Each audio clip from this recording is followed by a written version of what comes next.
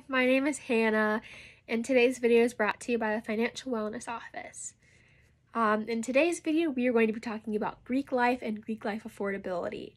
This is just part one of a series that I hope to continue, so stay tuned for more videos. But in today's video, I've interviewed a representative from an NPHC organization and an IFC organization. So I have their two presidents here to talk about the NPHC Council at large as well as the IFC Council at large, but to also kind of briefly share a bit about their individual fraternities and what it's like being a part of their chapters.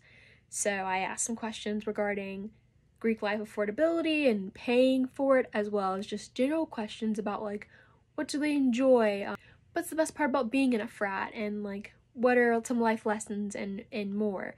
And so stay tuned for the rest of the video to watch that. For ease of watching, I have attached timestamps, so if you'd like to skip ahead to a particular part of the video where you can kind of only watch for affordability or only watch for life lessons and like some fun interview questions, you can see that. If you only want to see one particular organization or chapter, I have also put that on there, so you can just skip ahead and do that as well. So thank you all for being here with me today. Enjoy, and let's move on to the next part of the video. My name is Max Malone. I'm a junior and a biology major. I'm also the president of IFC and the secretary of Beta Theta Pi on campus. Nice to meet all of you. Great, thank you. So what myths surrounding Greek life affordability would you, as a president of IFC, like to dispel, just generally speaking? I think I would like to dispel the idea that it is like too expensive for people to join. There is definitely an initial like cost you have to overcome to get into most organizations. That first semester dues is usually the highest dues that a member will experience, and there's usually not a lot of aid provided from national organizations to those people who haven't been initiated yet. But after that, initially, once you're initiated, there's scholarships and from stuff from your national orgs you can apply to, and there's the dues typically go down once you're initiated. So I would say that there is certain like orgs, like it does cost money. Like I'm not gonna say it doesn't cost money, because it does cost a good bit of money. I think Panhell costs more than IFC organizations generally, but there is still a cost involved, but there is ways to mitigate it. So that's great. Would you be willing to just kind of give like a range for like the pledge fee or even like the first year dues? Yeah. So I think like it really is dependent on the specific chapter you're in. Because I know Beta, we have access to other funds that we draw on to reduce our own dues, which is very helpful for us. So we've, over the last, like, since I've joined, we've been able to get our dues down like a few $100s. That's great. I think my freshman year, I paid like $500 something as my first line of dues. And then the next semester, like my first semester as a full brother, it was like $300 maybe. I'm trying to remember. And then with COVID, our dues dropped to down like $90 it was. So it got really, really low. And that was in addition to when we got assistance funding our dues from our housing corporation. So that definitely helped. But I know other chapters, they struggle to get their dues down because they have to like rent their houses from Denison and stuff. So it really is dependent on the organization you're joining. But. Okay, that's helpful. Earlier you mentioned that there are scholarships available. Would you be willing to speak a bit more on that? So I know within Beta, our national org has like scholarships that brothers can apply to. I've never personally applied to any of them, but I do know they're there, and I'm assuming that other chapters, nationals, have similar opportunities for them. So yeah. Great. So why did you join Beta versus other fraternities? So when I first started like looking at fraternities, my first semester I was like, I'm not going to join Greek life. I don't want to be a part of this. And then second semester came around, and the news about rush starts to build up, and everyone around you seems to be rushing. You're like, huh. So I kind of did it initially to just test myself and get myself out of my comfort zone, because I was usually reserved. So I was like, let's go see if I can go try and meet 30 people at a time and see how well I function doing that. So Yeah.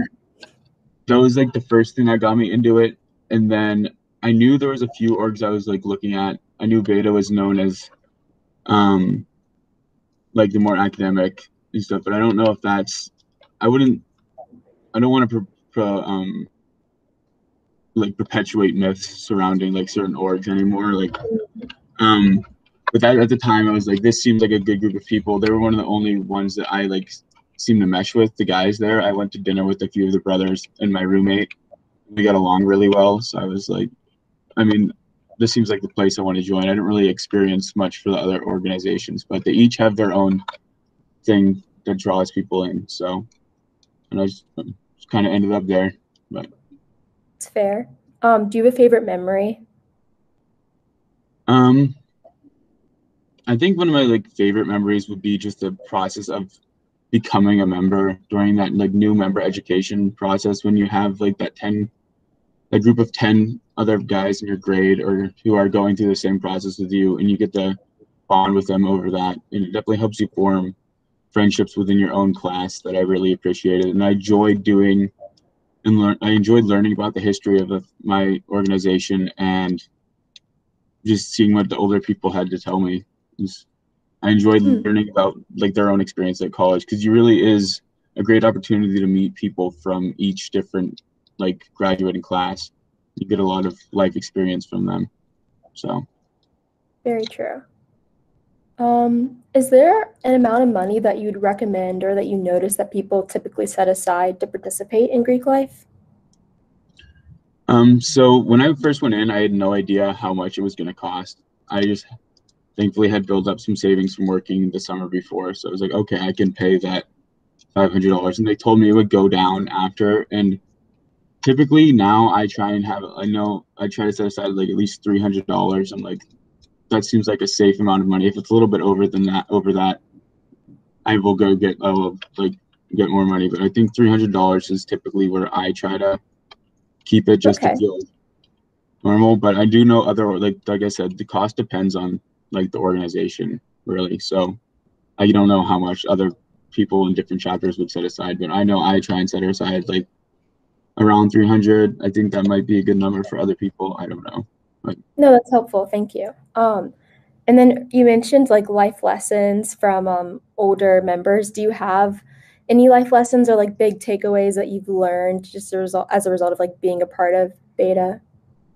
I think one of them was when I was hiking in the woods with one of the older brothers. He was a senior when I was a freshman, and I was like, that tree over there looks really, really cool. I wish I could go like see it. And he was like, you can. And he said, you want it, go get it. And I was like, oh, it kind of just clicked. And I was like, I'm in college now. I can go pursue my own life and my own objectives and go do what I want to do. And that is something that has stuck with me. And Yeah. it's also just really interesting to see these people who have their lives planned out. Like they're in the final stages of college. They're like second semester. And here you are, your second semester of freshman year. There's a big difference between each like class and the experiences they hold and the knowledge they hold. So it's very, very, very like fulfilling and valuable to have that different tiered like membership, with each having their own level of experience to pass on to everybody. So it's just nice to have that close-knit group of people. But it's very insightful. I imagine you're all like learning from each other and imparting knowledge. yeah. Definitely big, especially even with just like roommates as well, because you find roommates in your organization sometimes. I know 3 of my roommates, or all 3 of them were in Beta at one point. But I think it just also comes from being a liberal arts school. We are all studying different subjects, so it's great to come together and have conversations that involve the different fields we're studying. So great. So if you were speaking to someone who was looking to join counselor, specifically Beta, like what would you tell them if they were curious or were looking to join? So the question was if I was talking to somebody who was thinking about joining Greek life thinking about or Beta. Yeah, something like that. I mean, I would just tell them to go for it. I think it's either, I mean, might as well try it. If you don't like it, then you can always like leave your organization or just stop with the process. But I think it has to do with like trying new things. And if you think you might want to do it, go ahead and do it. I think college, one of the seniors once told me college is the time to be selfish. It's do what you think you want to do what you think will make you happy. And you can always just, if it doesn't work out, it doesn't work out. Just learn from that experience and go try something else. So I would just tell them to go for it. And yeah, I think everybody should.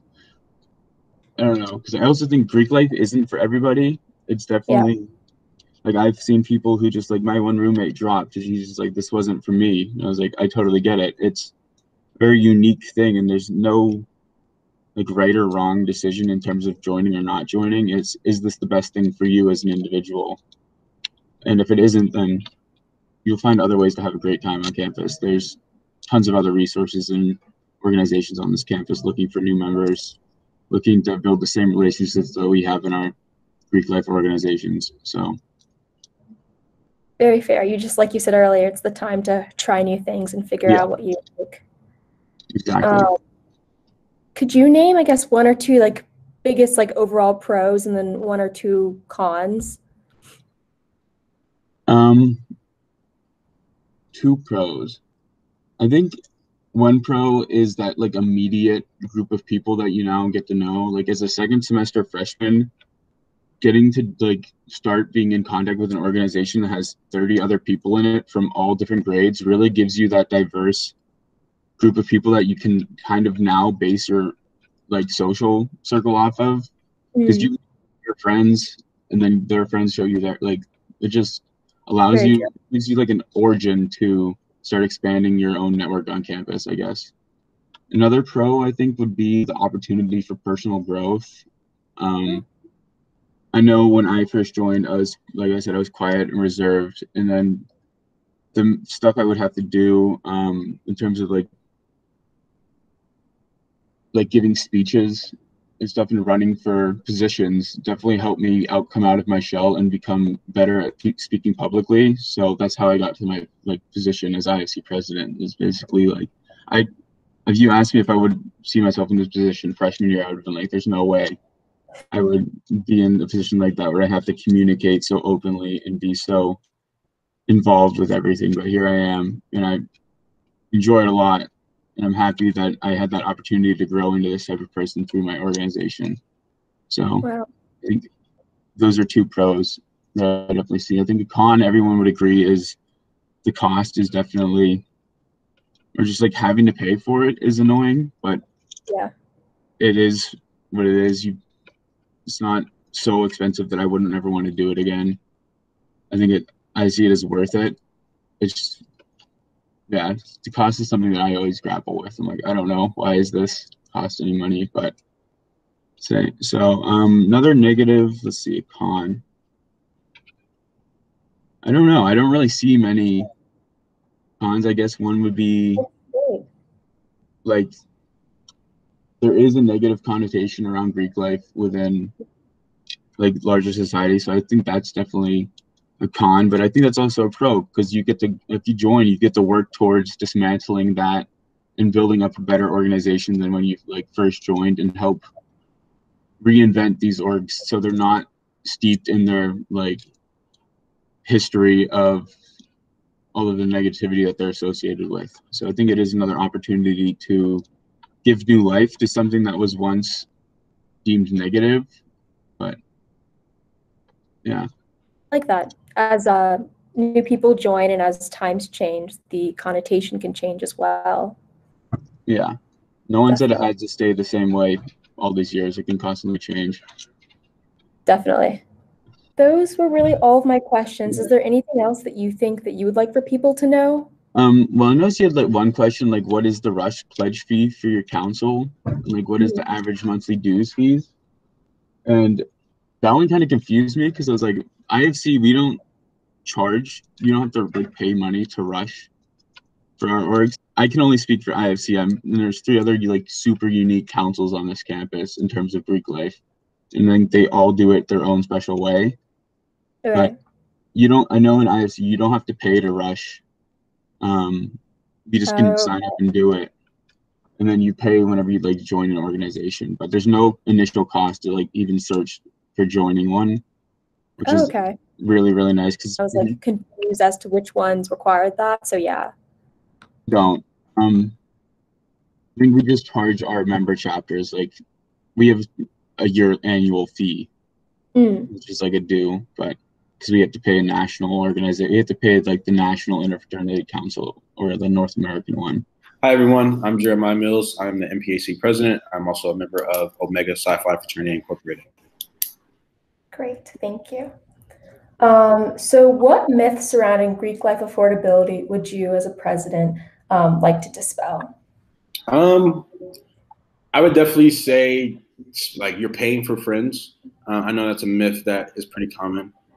Some people may look at that, but I know speaking distinctly for NPHC, you're not paying for friends. You're more so paying access to a network that you have to navigate and build once you are able to get into the organization, which is great because one, you get a platform that's exclusive. And everyone has access to all the members, which also I know for Omega protection through like association, because I know some people that may be in Florida through a different chapter. We're connected through our fraternity, so we're able to build that network, though they're not necessarily like my friends. But I would definitely say just like pay for friends. I would say definitely for NPHC, some of the ticket prices per se can be high and expensive, but I do know that within our organizations we have various scholarships as well as different things that will allow you to essentially bring down that price. Again, like if you begin networking before you get into an organization or seeking an organization, then you're able to build relationships with people that will be able to sponsor that. So, but if you're someone that's willing to just do that independently and try to pay for yourself, you can, but it is a hefty price. That's great. Thank you. Could you provide an example of like the rush or pledge fee for your council, or an example of like the average monthly dues or fees? So for NPHC at Denison University, our dues are $5 a month. You pay that $5 beginning of the fall and spring semester.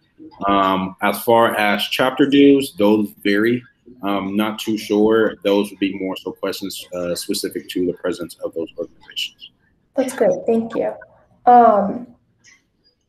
So you spoke a bit about the networking opportunities. Could you also elaborate more so on maybe any of like the life lessons that you've garnered just from being a part of your organization or from meeting older people who were, alums? Absolutely. So from my experience, my Greek life experience has definitely been fun.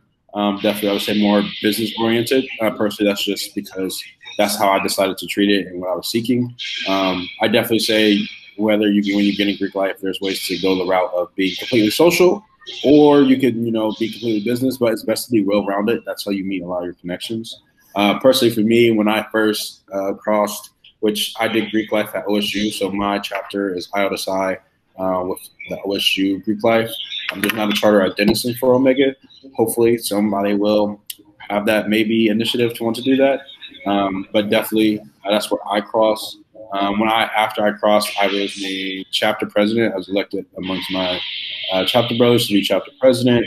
Served in that role for about a year and a half, and then transitioned to chapter keeper of finance, which I currently serve in that role, and will be giving that role up here in our next elections in April. Then once I stepped down from president, I became the second vice district representative, which I was also elected that amongst my undergraduate peers, where we had our undergraduate caucus meeting, and I was unanimously elected to be the second vice, which essentially is a position that is a district officer who oversees 21 chapters. Currently, 11 are active between Ohio and West Virginia. And then I also serve on the International Membership Committee. I started serving on that January after I crossed. That has been great. Been able to get opportunities to present at our international undergrad summit, which was great. That was a great experience. That was in Arkansas. Then I had a chance to, during the COVID pandemic, to kind of do various presentations where we've talked about membership, made some of the changes, definitely a lot of meetings. I feel like I have a meeting like every single night. But that's been a great experience. Personally, I love it simply for the fact that I've been able to network, and network is one of my favorite things, especially about college. Been able to build my network to where I'm able to call on, pretty much anyone on my phone and, ask for opportunity, or be able to be in a position to get an opportunity for either employment or whatever it may be I may be seeking. I know there's a lot of people simply because of the network I've been building.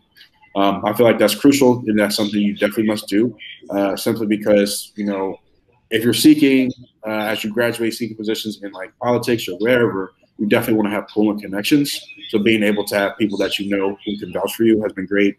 Like, for example, I have a fraternity brother who's able to send me a position to work for the FDIC.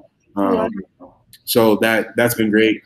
Definitely how my chances look, but either way, that's just great to get an exclusive opportunity that, if I probably wasn't Omega, I probably wouldn't have the opportunity, or I would have to go the traditional route of just going through the application process as I'm doing, but more so having to search for it.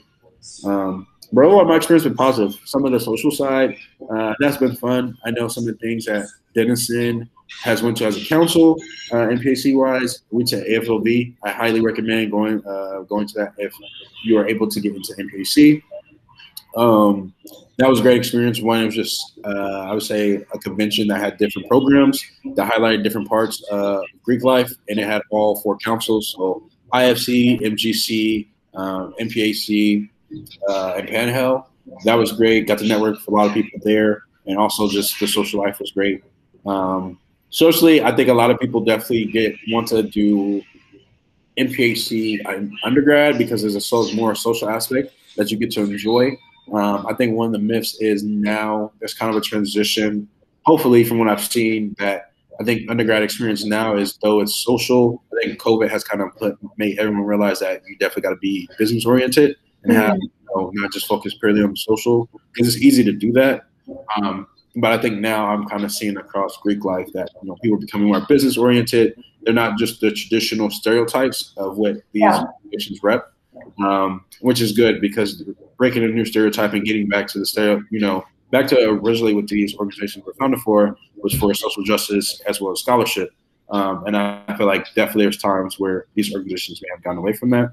But again, you definitely have your members in various organizations and chapters who do their due diligence to make sure business is handled, as well as making sure everyone's having a safe time. Thank you for stressing that. I think there's definitely still a stigma around Greek life, and I like that you draw attention to the fact that they were created for philanthropy and for networking and for you to grow your leadership skills. And so it's great to hear that you've definitely been able to do all of that with through your involvement. So why did you join your particular fraternity versus other ones? If you could speak on that a bit. Absolutely. So I personally, I came to Denison, I had no clue of what Greek life was. I would say no clue of Greek life, but more so NPHC, to which I was introduced by my roommate at the time. And at the time, I would definitely say I definitely did my research. So definitely did research. There's interest there, but then realized that not really the main reason, but part of it, my biological father is an Omega. I saw my legacy of the fraternity. I also saw an opportunity to potentially bring Omega to campus. One, I love what Omega represented. I personally felt like that aligned with my passions and views. Definitely Omega is an organization that dominates and definitely is at the forefront for bad and good things, but I know we're working to do our due diligence to eliminate the bad. But Omega is definitely an organization that I feel like is the best of the best, though I'm biased. Yes, but I definitely felt my reasoning for joining was wanting to bring a charter to Denison. Definitely ambitious, but I definitely think it's something that can be done. I also personally want to provide an opportunity for other men on Denison's campus just to have another organization to have to choose from. Currently, right now, the only fraternity at Denison to have a charter is Alpha Phi Alpha, and Phi Beta Sigma has maintained a presence through their grad chapter, which has been great. But I feel like there's an opportunity for me to definitely make some things happen, per se. Though I didn't get to bring a charter, I definitely feel like in the future, just me being able to do the work, impact that, and the legacy I'm leaving behind, I feel like there will definitely be people interested down the road. Definitely. So, could you talk a bit more about, I guess, scholarships and where people can find them, and sponsorships and whatnot?